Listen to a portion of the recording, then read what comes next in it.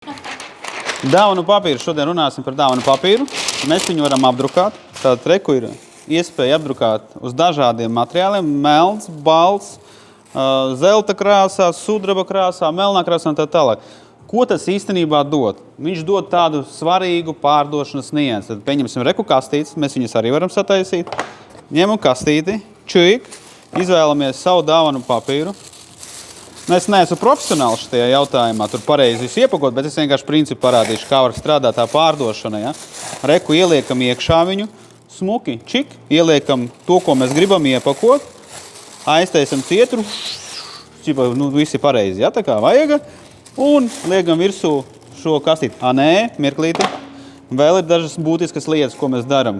Šeit var ielikt visādas smukas kartiņas ar kuponiem, ar pārdošanu, ar visu, lai cilvēks saņemot, var kaut ko pasūtīt vēlreiz. Tāpatās es ieteiktu ielikt arī vizītkarti, lai tas viss pa smuko izskatās.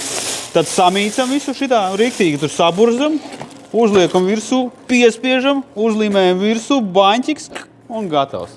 To mēs visu varam izdarīt.